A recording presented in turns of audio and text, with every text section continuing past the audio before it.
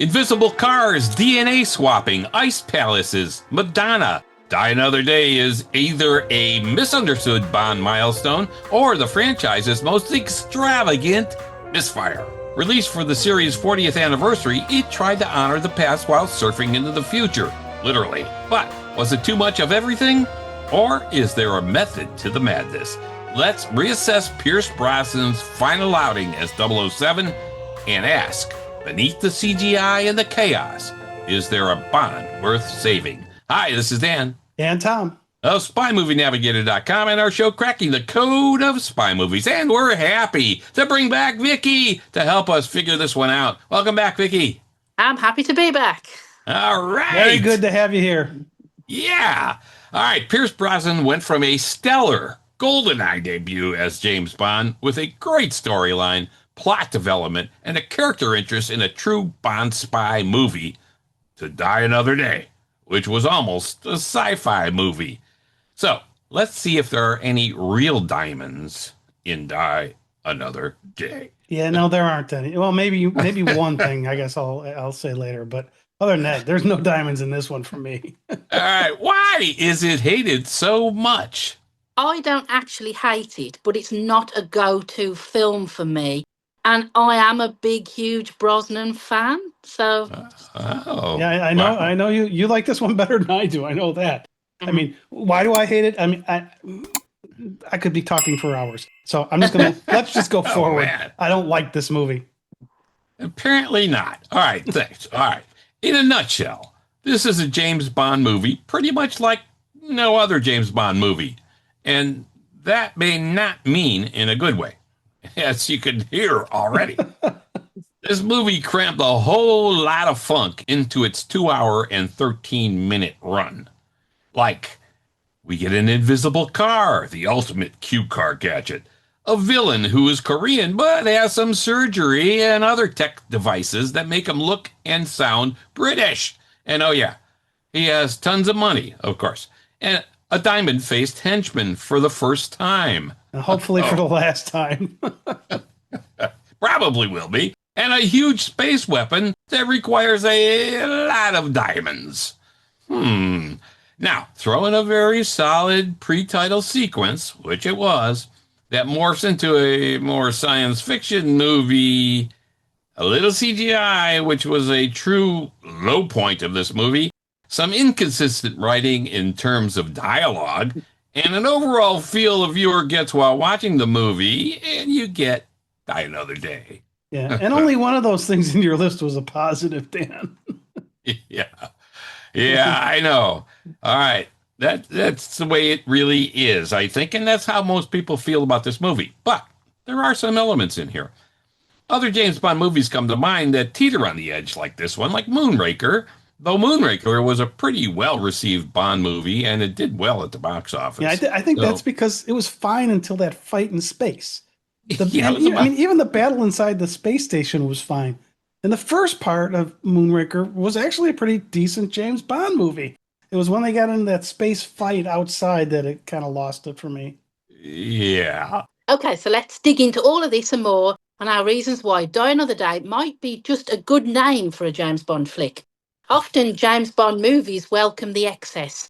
Most of the movies are unbelievable in every sense of the word, and this one is particularly unbelievable. Die Another Day is one of the most divisive Bond films with both strong positives and glaring negatives. All right. There are things that viewers like, though, Vicky and Tom. Come on. Right? We like a couple of things even in this movie. I like one of the things. The pre-title sequence is fantastic. We like this, right? In fact, we have a full episode out just on the pre-title sequence called Die Another Day, pre-title sequence decoded. That's a great element in this movie. Yeah, I agree. And to me, it's the only part that works in this movie. I mean, you've got the surfing on the surfboards to the Puncheon coast of North Korea. That's pretty cool. I mean, it was filmed in Hawaii, but they make you believe it's Korea. Yeah, sure. And we hadn't seen this before, and it was great surfing. So it creates this intriguing scenario because we hadn't seen that before. And we feel the tension, and we're looking forward to what's going to happen next. And so to me, that initial opening on the surfboards and really the whole pre-title itself are the one success in this movie. Yeah, and James Bond is very cool in the pre-title sequence. Brosnan does a really good job with this here, I think. And don't forget the hovercraft chase. That Oh, was yeah. really well done. The Yeah, that's hovercraft chase was fantastic. yeah. That part of the pre-title sequence is the best part of the whole movie, for me. The cinematography in that was fabulous as well. And it had never been done before. Whoever saw a hovercraft chase before? All right.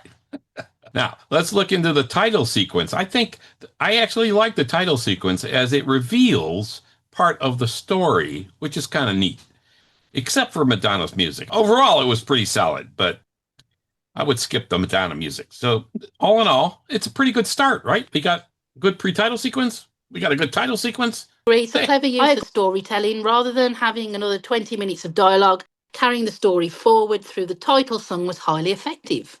Yeah, I think so too. And the cinematography, like I just mentioned, and the production sets, I think they were first rate. This was certainly a highlight of the movie. Some great camera work. You're talking about in the pre-title sequence. It was first rate. Yeah. Right. Okay. Yeah. And well, yeah. I mean, the pre-title sequence was fabulous, as we just said.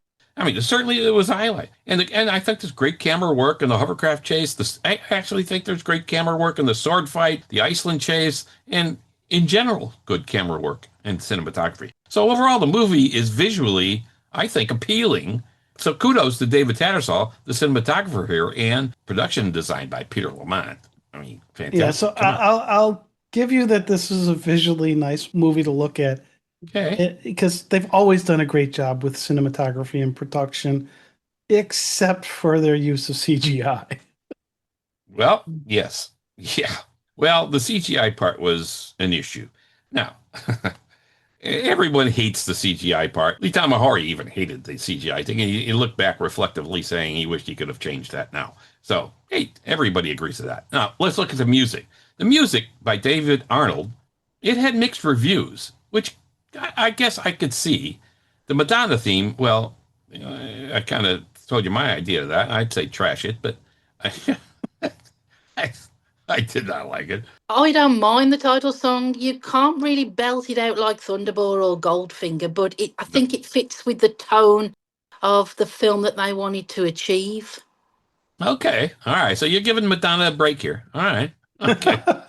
I am, but cue the music, who do all the Bond music. Yes. Right. That's the only song that they will not play. Wow. I love those So guys. that probably does say something, actually. Well, now is it because they couldn't get the rights to it, or they didn't want to touch it? I think because it uses certain technology, doesn't it? Yeah. Yes. If you listen to the voice. Yeah. Yeah. Yeah, it's a good song not to play. Yeah. All right. Some of the score by David Arnold has some really good moments. It's a departure, I think, from the traditional Bond kind of score, and many others are better, but many did appreciate his work here. The hovercraft scene has solid music behind it. So we mentioned how great the scene was, but it's got good music behind it too, as does the Cuba scene. I think that's terrific too. And there are moments. So there are moments in this movie where David Arnold's work is fantastic. Now, Casino Royale, that score by David Arnold is better. But there are moments. Casino Royale was better in every aspect. Casino Royale is one of the top Bond movies ever made. Yeah. All right, let's look at some callbacks and Easter eggs. I love the callbacks to other Bond movies and missions. It just connects the character and what we know has already happened as viewers and as followers of James Bond missions. And here we have some. The main one is when, of course, Jinx walks out of the water in a bikini with a knife on her left hip. Obviously, a callback to Ursula Andress' Honey Rider and Dr. No. That was a nice homage. I'll give you that was a nice shot. That wasn't in the pre-title, and it is a good callback. So there is a callback that I'm going to talk about a little bit later that I absolutely hated, but I like this one. This is good. Really? Okay. All right. Now, there were also references to classic gadgets. The seagull disguise wetsuit, Goldfinger, the Bell jetpack, Thunderball, and an updated version of the rebreather from Thunderball is used here too. We even see a disassembled Acrostar jet from Octopussy in Q's lab. Q's little snooper dog from A View to a Kill is in Q's lab, just sitting there on the floor here in the movie Die Another Day. So I love that kind of stuff. That stuff is cool. Yeah, even the crocodile transport vehicle from Octopussy is in Q's lab here. So Yeah. cool. So many memories were brought back to life. Even the attache case that was used in From Russia with Love makes a wonderful appearance. And let's not forget Rosa Klebb's knife blade shoes. Remember, Bond picks one up and smells it. Yeah. What? Yeah. Okay, That, now that got me when he did that. It's like, oh, okay. But it was humorous. And I thought, hey, they should have cut that down. I thought, no, they should have let that in. That was good. That was good. I liked yeah, it. see, I was with the memorabilia in that lab until Bond smells that shoe. Now the thing is, that isn't Rosa Klebb's shoe. That's not Morzany's shoe either, right? If you look at it, Morzany was wearing boots when he took out Kronstein, and Klebb wore tie-up shoes. So many of the props we see in this scene take us back to an earlier movie, but they weren't the real props. Some of them were and some of them weren't. Another one was the golf bag we saw. It brings us back to Goldfinger, but that bag was not in the movie. It's very different than the one that Goldfinger or James Bond had. So I'm putting together a video trying to tie these Easter eggs back to the original, but we're going to have a willing suspension of disbelief on a few of them, because when I do the side by side, you're going to see that, wait a minute, that's not the same thing. Yeah. But it evokes the memory. I would bet that 90% of the people that have watched Die Another Day don't realize that shoe was neither Rosa Klebb's nor Morzany's. A lot of people watching Die Another Day don't even pay attention to the gadgets that he's walking by, except for the shoe, because he smells the shoe. So a lot of the other stuff is just like sitting there. Or the rocket belt thing. That one hit you in the face. Okay. Yeah. Don't touch that. All right. Yeah. So this shoe smell thing was a little weird, but I liked it, and I'm glad they actually left it in. There are a whole lot more Easter eggs like in this Q lab. Does all of this or any of this make Die Another Day worth watching? I got my answer.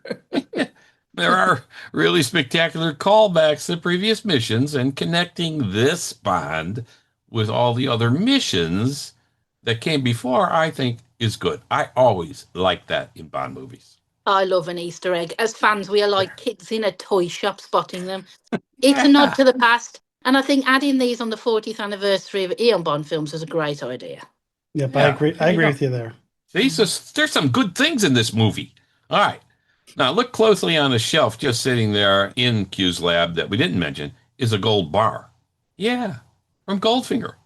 Well, again, that's another one of those that might not. You don't know. You can't see the serial number of it sitting on the shelf. Come on, Tom. Give it a break. Anyway, there are more. But this is a tremendous device used here, and it's certainly a highlight of the movie. Yeah, right. and I'm criticizing a little bit here because they're not using the actual, but unless you study this, it brings you back to the other movie, which is what it's trying to do. So it does its purpose well. Exactly. It's the concept here that is good. All right. Action sequences. This movie delivers a sense of high energy and action at many junctures of the movie and gives us our first ever hovercraft chase scene. So come on, there's some good stuff here. And that, again, is really the highlight of this movie for me. The hovercraft chase was just long enough to make it interesting, suspenseful, and riveting. I mean, you had to watch the hovercraft chase. You couldn't think, that's kind of boring. No, it was good. And we get a couple of good Bond quips there, including...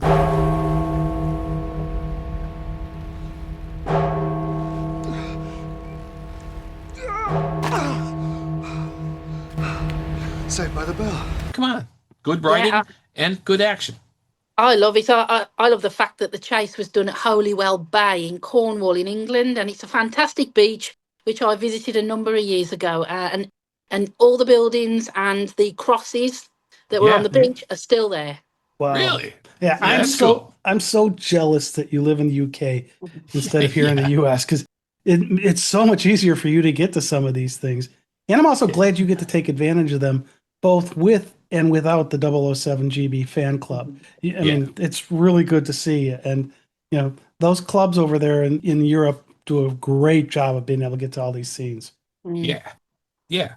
Let's talk about the chase scene in Iceland. That was fantastic. Between, of course, Zau's hot green Jaguar and Bond's invisible Aston Martin. Other than the invisible part, that was pretty cool.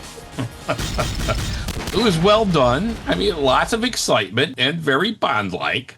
And hey, Tom and I got to actually wash that car from the Ian Fleming Foundation. Folks have access to that car. It's in their collection. And Tom and I actually washed that car. I sat in that car. I played with the machine gun in that car. Oh, it was good. We didn't go sliding on any ice in it, though. No, no. It was the actual car they used in Greenland, too. All right. The sword fights were decent and entertaining, I think. Although I wasn't thrilled with the sword fight thing, but I thought it was a good element. I wasn't a huge fan of it, but I actually thought it was well done. Okay, there you go. Wow, Tom's saying so many nice things about this movie, it's hard to believe he hates it. I started that with I didn't really like it, but I thought it was well done.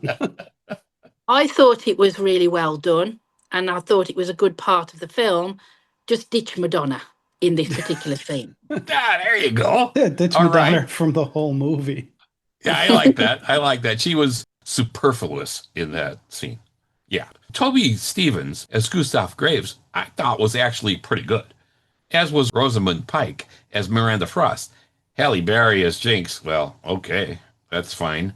And Rick Yoon as Zhao, Kenneth Zhang's General Moon, and Brosnan as Bond. I think they were all terrific. I don't think anybody could critique them. I agree with you. Again, this is a James Bond movie. The acting is likely to be good. Yeah, the big problem this one has is that story. Good casting. Well, yeah, the writing is an issue. After GoldenEye. Yeah, but the acting, I think, was good pretty much all around. Yeah, good. Tom's loving this movie.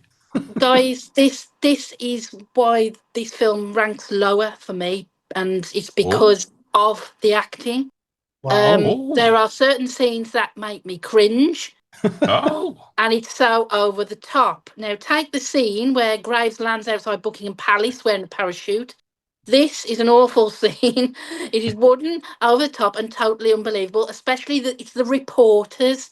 Watch the reporters who are trying to interview him. Rewatch it again and you'll see what I mean. They just don't sound natural as a natural reporter would be. After an entrance like that, you can't be surprised you're being called a self-publicising adrenaline junkie, can you? I prefer the term adventurer. We've been hearing rumours about the Icarus space program. What's the big secret? After an entrance like that, you can't... Jinx Jones. Yes. All right. So for me, that you say the interviews, and when I watch this movie again in 5 or 6 years or 10 years or whatever it is, I'm going to look at that because I hate that scene for different reasons. And I'm going to eventually rewatch this thing because I do want to catch up on what you were saying with the reporters. But for me, this is an Easter egg attempt trying to pay homage to one of the best practical stunts ever done in a James Bond movie. And to me, it falls flat. Well, Rick Sylvester leaping off the 2,000-foot cliff. Yeah, this is not that. But so the reporters were weak. In general, though, the main characters were good acting, though, right, Vicky? I think that Brosnan held his own in a very badly scripted film. What did you think of John Cleese as Q? I don't mind Q. I don't mind him. He's a bit faulty towers, but that's who he is. But that's what he does. Yeah, I don't mind him. It's for me. It's Halle Berry is my biggest downfall of that film. What is it about her performance that you didn't like? Well, where do I start? I mean, okay. She, for me, is the worst Bond girl in the franchise. Her lines are awful. That's not her fault. No. I know she's supposed to have attitude, but generally, when at the end of the film, when Bond saves the girl, I wasn't particularly bothered if he didn't bother saving her. That's how it was for me. She had some awful lines. I didn't like the line where she said, "Your mama," and she told me to tell you she's really disappointed in you. The writing. I think the writing was poorly done for her, and I don't think Halle Berry, even though she's an Oscar-winning actress, could save that role. And you'll find there are a number of Bond fans out there on the community who would agree how bad she is.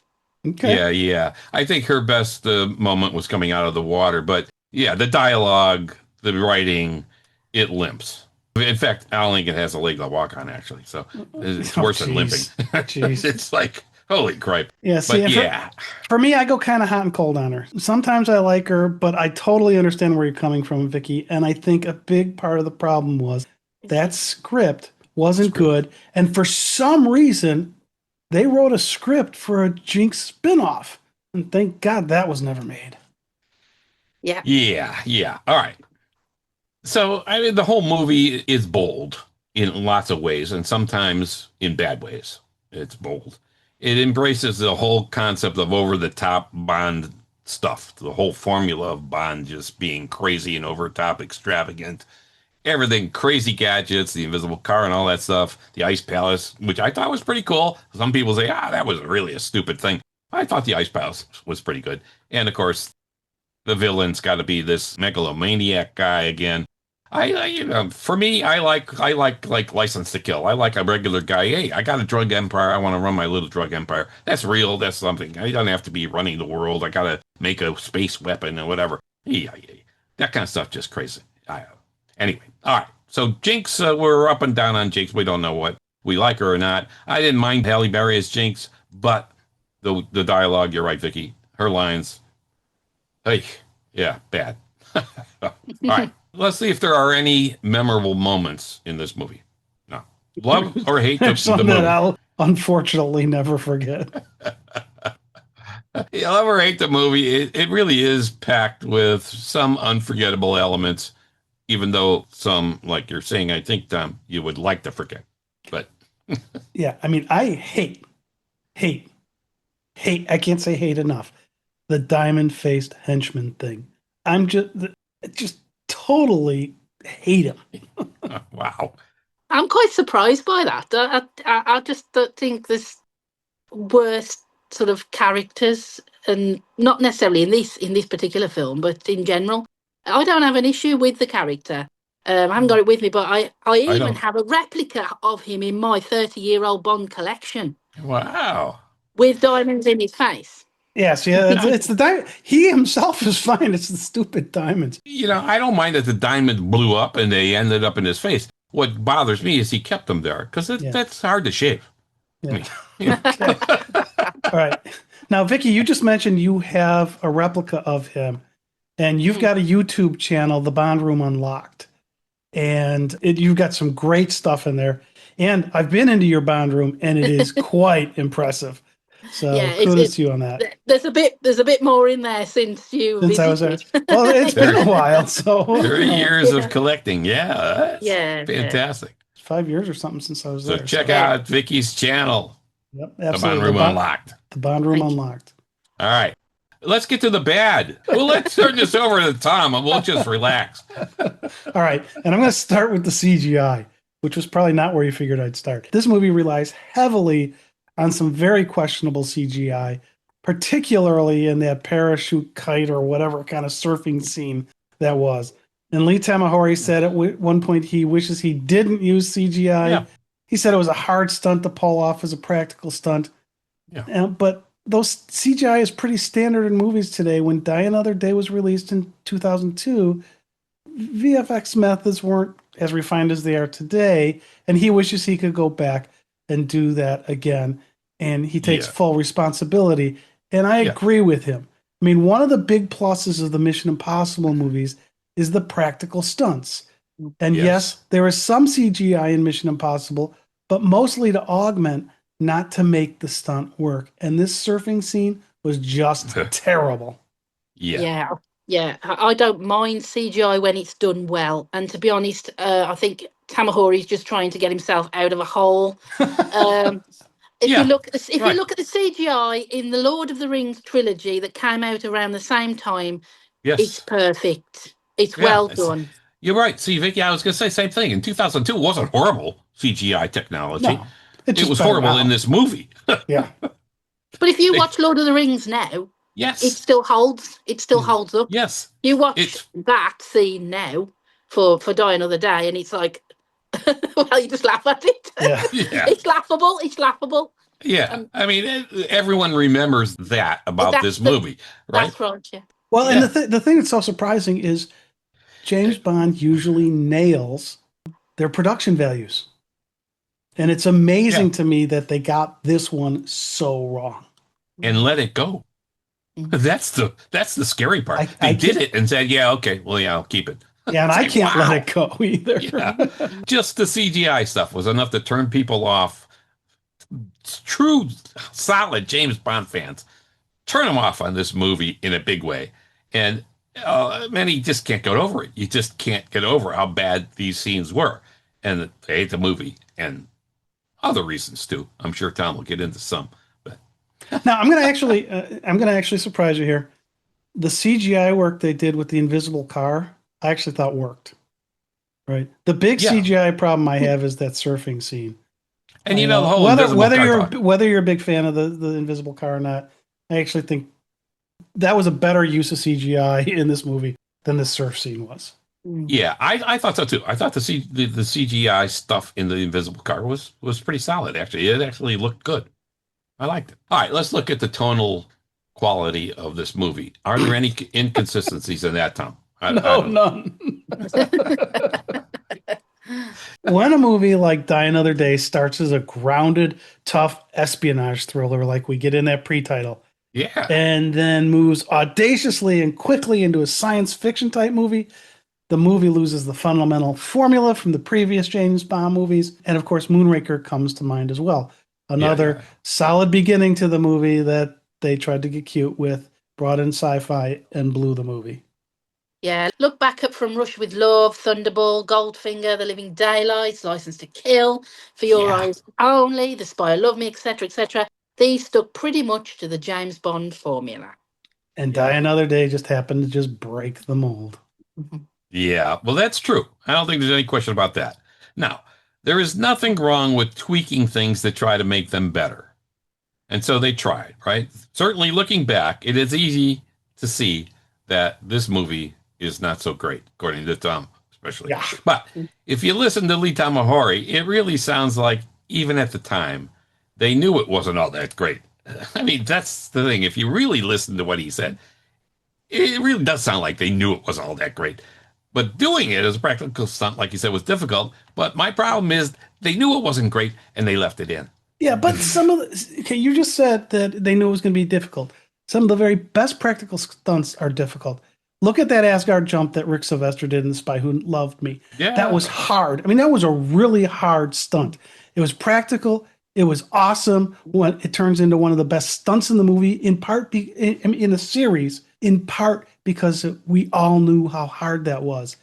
Yeah. And it's also too bad they had to do that lame recreation of the Union Jack parachute here. Yeah. Sylvester's use of that thing was much more difficult and had a much better impact than what they did with it here. Yeah, absolutely. And Rick Sylvester did the fall in Meteora and For Your Eyes Only. I mean, he, falling down on the cable off the mountain. It's like, okay, that was a great practical stunt, not a CGI deal. Not enough money for me to do any of those. I fall on purpose. No. All right. Well, it was a callback, though, so you got to at least give him a little credit for a callback. But certainly, it's not as impressive, like you said, as The Spy Who Loved Me stunt, practical stunt. Now, you could highlight other areas in the movie where the tonal quality drags the viewer all over the place. The Madonna scenes, like you said, Vicky, the sword fight scenes, the transfiguration of Graves, a villain with a full face of diamonds. Okay, we talk about that. And there are lots of things that break the mold, and not in a good way. So, yeah, they broke the mold, but not for a better mold. That's the problem. Okay, so let's move into the villain. Gustav Graves is often criticised as one of the weaker Bond villains, lacking the menacing characteristics of previous Bond antagonists. Well, yeah. This might be true. You thought he was weak. I do think it was. Yeah. I actually think this to be true because I do think he's one of the weaker villains. Stromberg, who is in one of the best Bond movies, in certainly one of Roger Moore's strongest outings, if not maybe his best, was a weak villain as well. He starts in an underwater world and then forgets about living on the land. And he tries to create a nuclear war so he can accomplish an absurd goal. Graves I suppose at least was using technology to get what he wanted, basically to wipe out the South Korean government. Now, in 2002, satellites and military satellites in particular were very sophisticated tools and maybe even weapons. So, in Die Another Day, this is not all that crazy, I suppose. Yeah, but Yeah. Icarus, I mean, it definitely was like trying to pay homage to Diamonds Are Forever. But I mean, this is not this movie. I like Easter eggs, but this thing's really nothing more than a bad ripoff of earlier Bond movies. I mean, it's like why having a weaker villain behind all of this didn't help. Yeah. I mean, the villain is weak, but the concept of a space weapon is, I mean, there are a lot of countries today experimenting with this stuff right now. I mean, so it's not all that crazy of a concept, but maybe the execution of it, yeah, okay, in the movie is not so good. Personally, I would have just preferred Colonel Moon to have been the villain. I just couldn't believe the old face swap idea. Just Yeah. didn't. Yeah, Face Swap was done much better in the movie Face Off. Ah, yeah, definitely, yeah. Yeah, because I mean, there was definitely they changed who they were, but Yeah, the change in this is just ridiculous. Yeah. At least we had multiple Blofelds in Diamonds Are Forever, and they all looked the same. That was good. But this guy, Yeah. going yeah. going from a Korean, yeah, it was a stretch. For what you were saying there about Face Off, at least Travolta and Cage were trying to, you know, act out one another, weren't Yes. they? So Yes. they were trying, and putting their acting prowess into the forefront there. Yep. But you just don't, you just don't get this. It's. The more I think about it, sitting here, the more laughable it is. Actually, just thinking about it. Yep. Yeah. Well, Yeah. and then Crazy. give me those stupid diamonds in the face. It's just lame, lame, lame to me. Yeah. Simple surgery could have removed the diamonds, and he would have had a nice collection of diamonds too. After, it's like, hey, give one to the doctor, keep the rest yourself. What the heck? But yeah, keeping him in, that was kind of dumb. And then we got Madonna's theme song. Yeah, Vicky said okay, she was okay with the song. Yeah, some enjoy it, others feel the upbeat pop song kind of clashes with the whole darker concept of the movie or the opening sequence for sure. And personally, I think it's a good criticism. It's not in keeping with the theme of the music of the movie, I don't think. Look at Billie Eilish's No Time to Die theme, or Paul McCartney's Live and Let Die, or plenty of others, like For Your Eyes Only, The Spy Who Loved Me. These are all solid in keeping with the theme and the tone of the movie. Madonna, I don't know. Yeah, well, I disagree. I don't think. I think they must have signed her up, and then she said, "Look, as long as I can have a role in the film," which would have, I'd be quite happy if she wasn't in it. And I don't mind Madonna as a singer. In fact, I think the song that she did fit the opening sequence. It blends Euro clash with dance music. Now, I'm a '90s dance chick. That I was brought up on '90s dance music, so that may be why I don't mind it so much. Okay. But if you listen to the lyrics, it explores themes such as complete loss of self-identity and psychology. So it's Graves all over, really, when you really sort of listen to it. Very Sigmund Freud. Yeah. Yeah. Dan, Sigmund I Freud. think it's a good point that we have a younger person on this episode with us because you and I tend to not like much of the James Bond themes as the series progressed. And Vicky's point here may just justify and just be pointing out that the age of the viewer really matters for a James Bond movie experience because they try to keep things to the time period.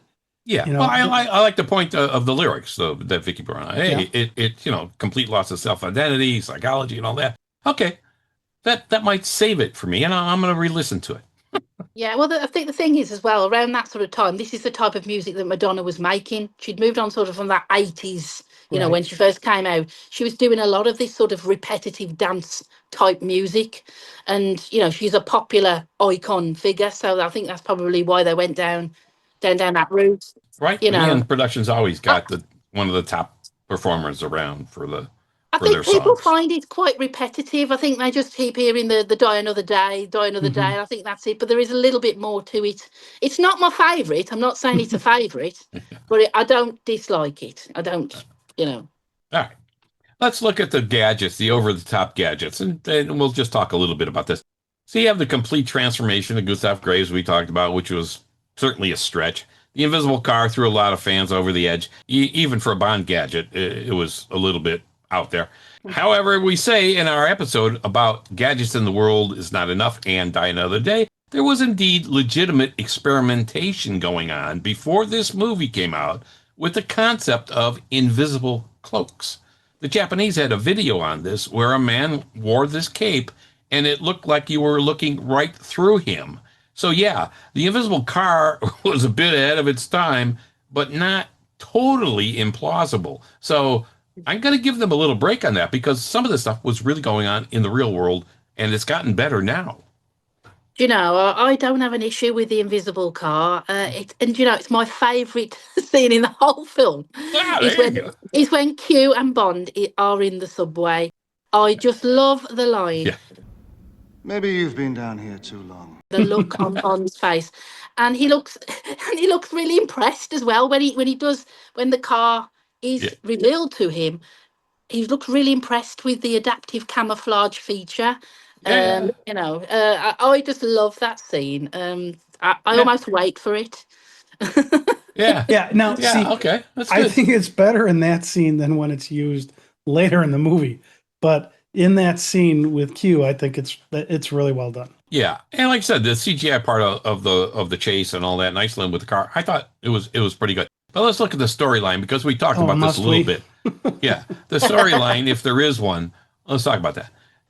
I mean, is this a story about James Bond? Is he just a character in this story?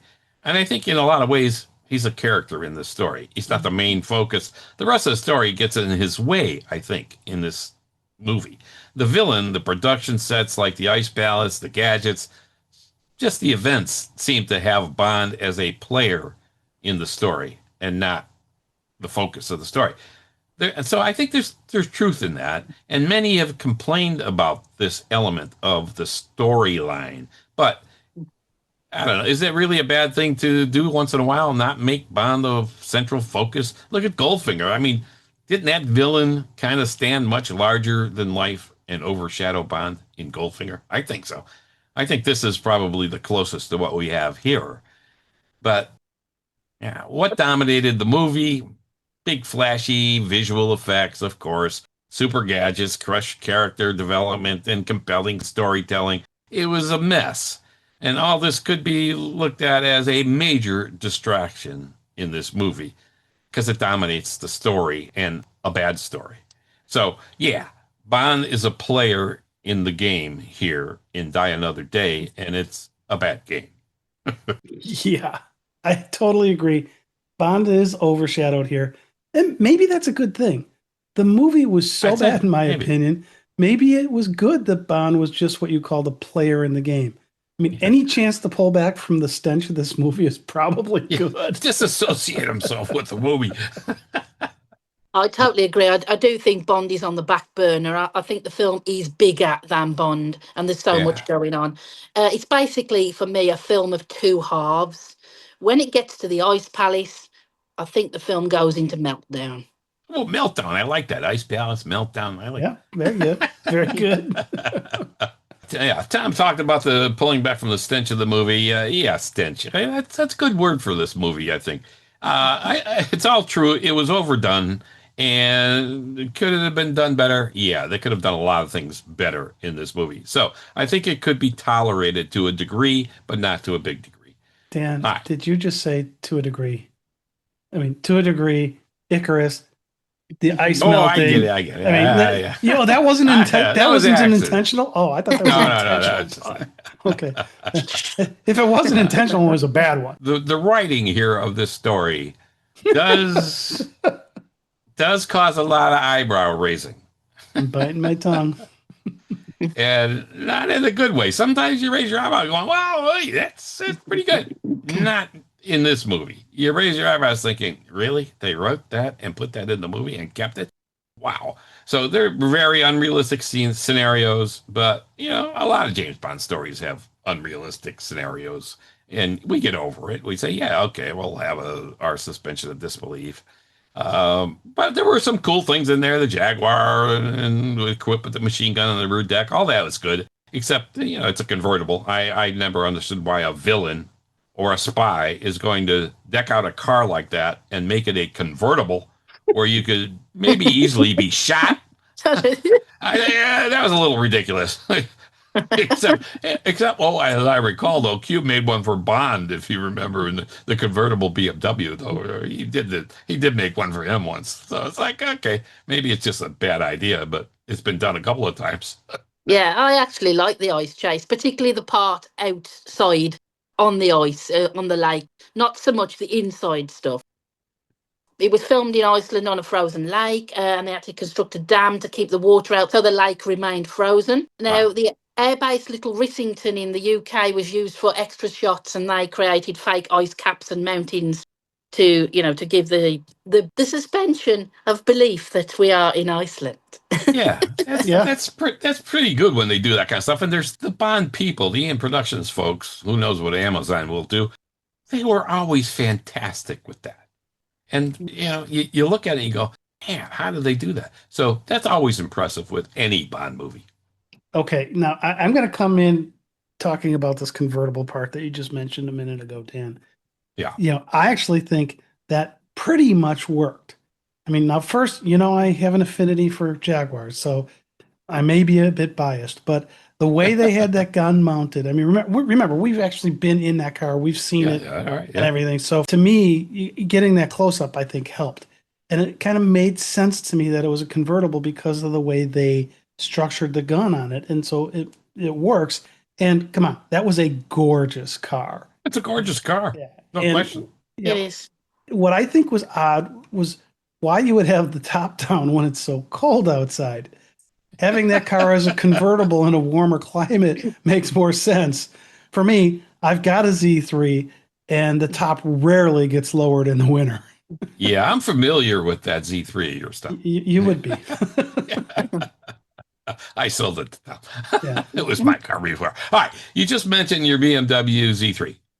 Do you remember in GoldenEye, 1995, Brosnan's first outing as Bond? Yeah, his Z3 had lots of cute gadgets, an electronic communication system, smoke screen, machine guns, but it had a bulletproof driver's section. Yeah, so hopefully the villains and the henchmen shot at the door or the hood or the back of your seat. Heck, why aim at the upper torso where you might hit the person? We got all this bulletproof stuff around you. I just think it's ridiculous. Now, All right. I do have to say, I liked one modification that they made to the car to film those scenes in Die Another Day. And as a viewer, you would never know this. If you actually didn't experience the car firsthand, Yes. in order to fit all the stuff they did into that car, they Zal's had to car, remove you're talking about Zal's Zal's car. Zal's Yeah. car. Right. In order to fit all the stuff they did, they had to remove the gas tank. But then you've got a car that's got to get in a chase.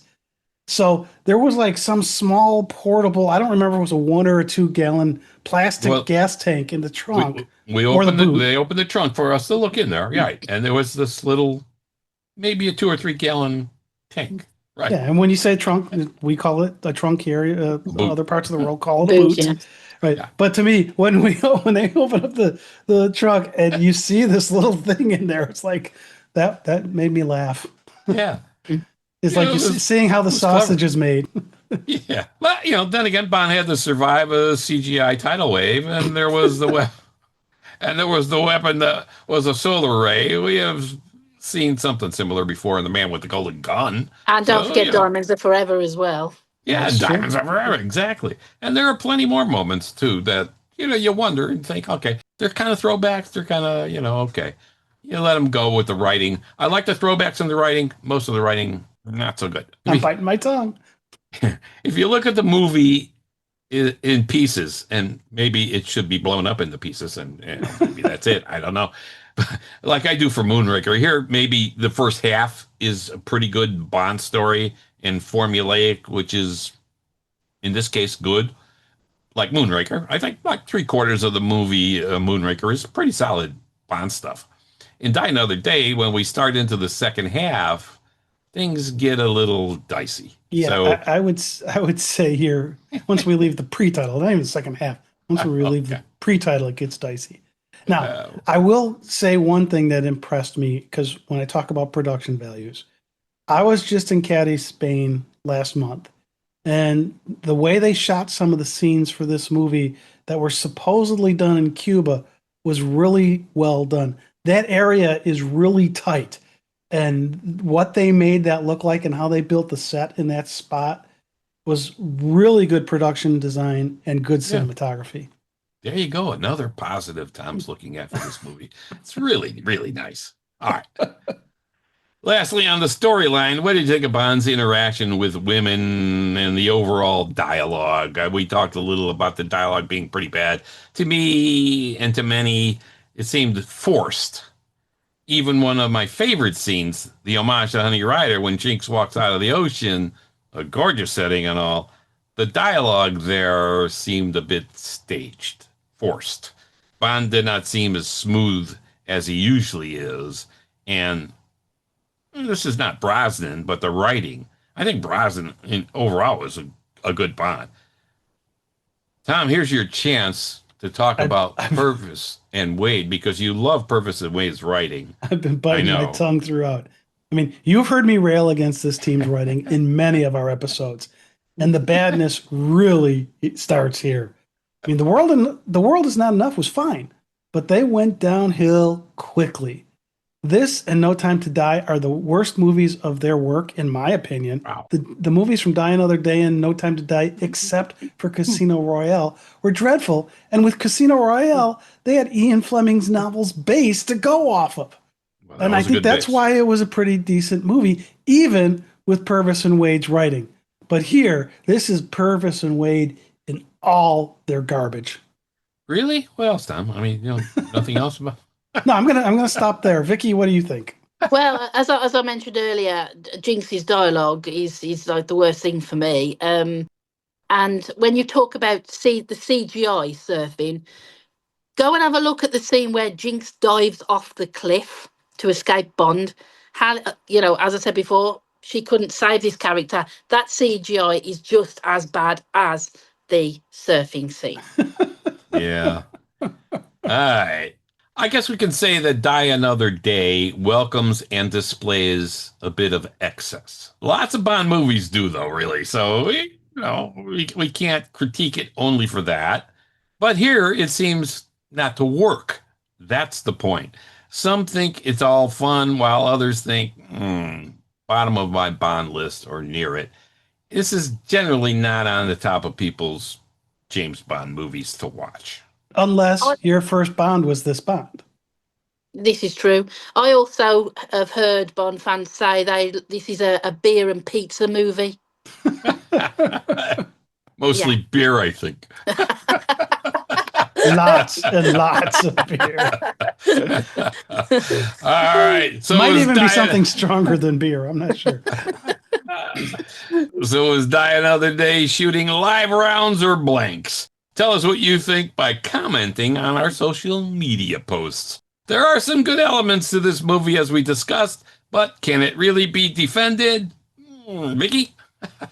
It's a film of two halves. It has good and bad elements, but I will say this.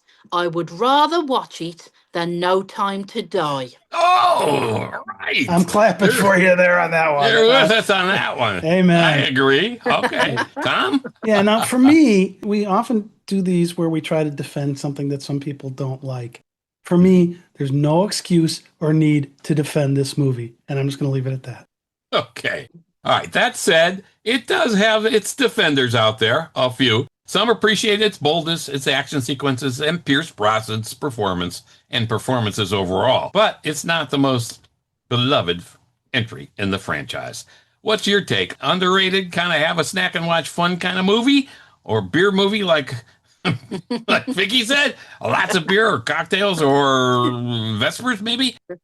Or a huge misstep that should have been called Die Today, right here and now.